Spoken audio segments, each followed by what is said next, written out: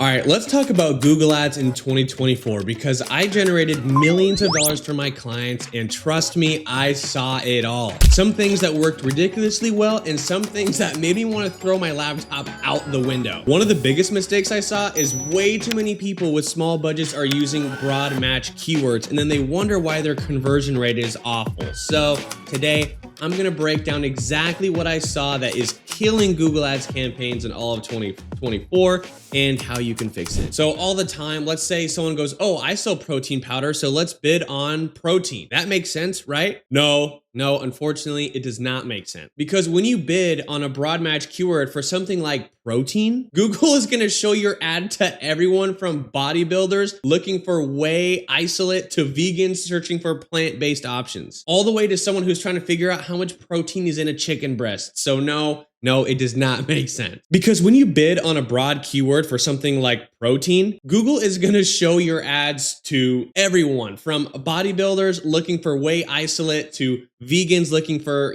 plant-based protein solutions, and even the mom who's trying to make chicken for dinner and she's looking up how much protein is in a chicken breast. So no, unfortunately, it does not make sense for you. You need to be way more laser focused, okay? If you're talking to everyone, you're talking to no one, and that statement is more true than it has ever been in 2025 with how much digital advertising there is out there and how much noise there is, okay? So you cannot be selling to everyone, but you need to be using more exact match keywords and targeting the people you know that are looking up exactly what you're selling, because especially if you're selling at a nationwide level, I can almost guarantee you that there is no reason for you to be having, energy supplement as a broad match keyword when just the exact term energy supplement probably has tens of thousands of searches a month. This simple shift can be the difference between your Google ad campaign failing and it succeeding exponentially, because now you're not wasting any extra spend and now you're only paying for the highest intent clicks that matter. So that leads us to the next thing I want to talk about, and it's ad group chaos, okay? Clean it up. This is a disaster that I see all the time. Okay, imagine this. You're searching for, let's say, energy booster, and the ad you see says best energy supplement, buy now. Close enough, right? No, not close enough, okay? You might not even click because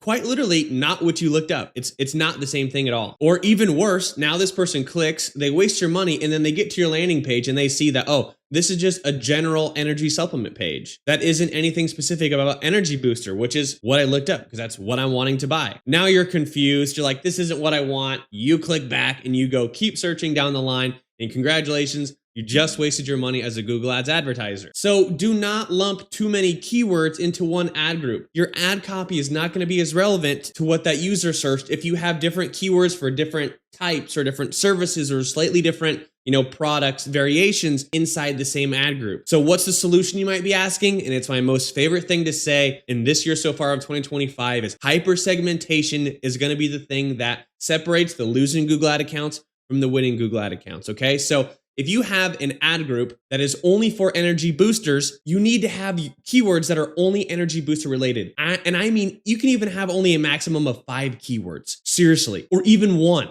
This is a strategy that was used years ago, not as popular anymore, but if you're selling at a nationwide level for something that has tens of thousands of searches a month, then it can be very effective. So you can quite literally have one ad group with one keyword that's an exact match keyword that says energy booster. So then all the ads that are inside that ad group that are being triggered when someone looks up energy booster, you need to use copy that is highly intentional and highly specific for that search.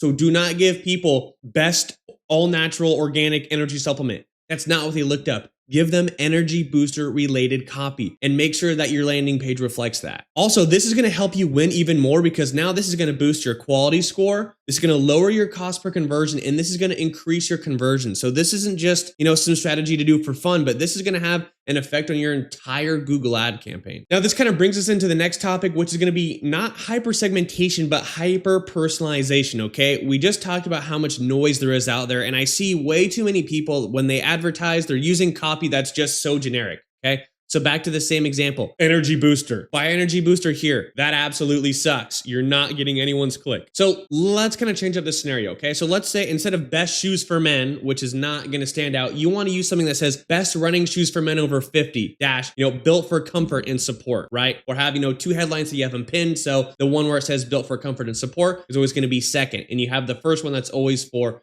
dominating and actually just being authoritative and saying what they looked up, which would be best running shoes for men, etc. Right? Now you've got someone's attention. Now that you're hyper segmenting your audience, so you need to be hyper segmenting your audience too, not just your ad groups, not just your keyword setup, but you have to be making sure that you're targeting and talking to the exact person who is buying what you're selling. So if you're advertising primarily to men who are over 50 and you realize that all these sales are coming from California or Florida or New York or Texas, then your ad copy, your landing page, and every single thing else should speak to them, okay? So if you're selling, again, to men in California or Florida who are buying comfortable walking shoes, then your ads should not be of someone in a winter coat walking through the snow or whatever. I know that's dramatic, but seriously, it should be someone with like a looser fit, linen button-up shirt, maybe a couple buttons down, some nice sunglasses, walking outside somewhere where it's sunny, or maybe there's a palm tree, or for me, there's a cactus behind me, right? Because those tiny little subconscious psychological things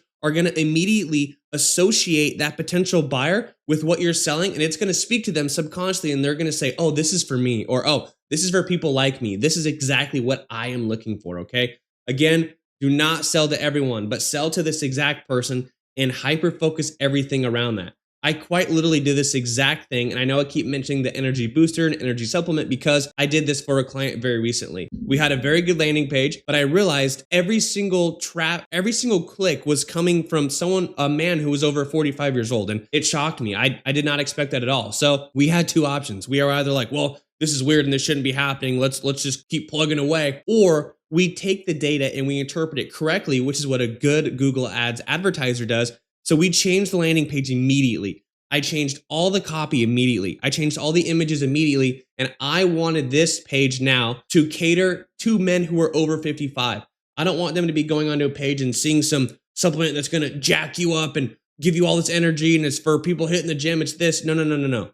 Now I want to tailor everything to this person because that's who's actually clicking my ad. So that's just a quick example for you. All right, so now this is going to be the last section of this video, and this is honestly the biggest one, and I see way too many people doing it. So here it is. I'm going to say it, and it hurts. Stop using a performance max campaign as a crutch. I get it, okay? Especially if you're e-commerce, performance max can be like pressing a magic button, okay? I get it. Throw in some assets, let Google do all of its thing, and then boom. You're getting conversion. It's easy, it's convenient, and it kind of works, and it's a catch-all. Super easy to optimize. I totally understand why people use it, believe me. But if you're relying on Performance Max campaign and you cannot scale past a certain point, I know exactly why.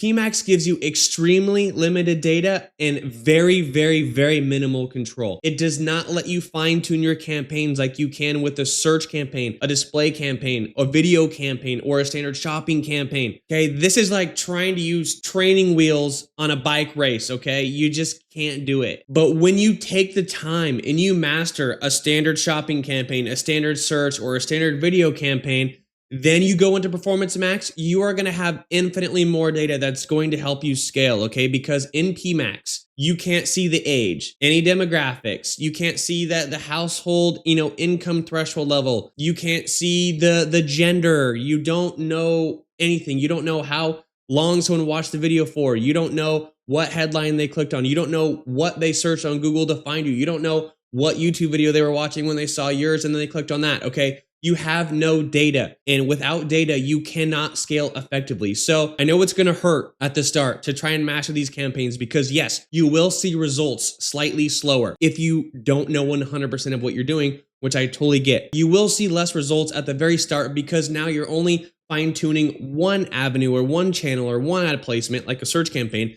compared to a PMax, which is a catch-all and throws everything everywhere all at once. So you got to bear with me and trust me because scaling needs to be predictable, and it becomes predictable when you're in control of the data, the targeting, and the optimizations, okay? PMax is a great supplement, but if it's the only thing you're running or that's where most of your budget's at, you are absolutely ruining your potential and you're letting Google take over, and now you're removing all of the human input You're removing all the data and all the control from it. And I guarantee you that it will be the bane of your Google Ads existence if you use this as a crutch and let it just take over and think you can just have one campaign and make it be a PMAX. I promise. So as always, let's do a quick little recap. Stop using broad match keywords. You want to switch to highly relevant, high intent, exact match keywords, especially for those folks with a smaller budget. Or if you want to use at least, maybe one broad match keyword in your ad group, make sure that you are being the most aggressive person on the planet with your negative search terms. And I'm serious. Number 2, clean up your ad groups. So each keyword gets the correctly tailored copy and people are seeing what they searched, okay? So break down your services or break down your products further and further and further.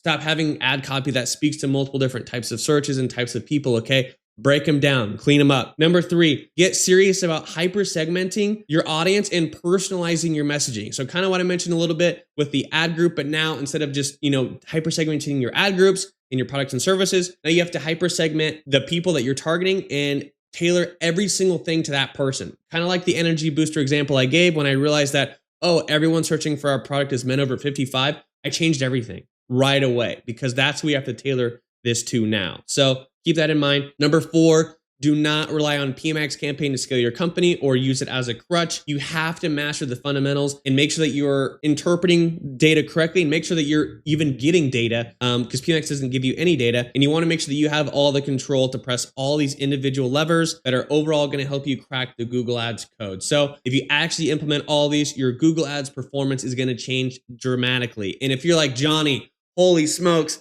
all this is so over my head, you're the absolute expert, I can just tell. Thank you, by the way, if you are thinking that. But I would love to run your Google Ads for you. So I have a link for you in the description below. Go ahead and find that, click that, go to my website.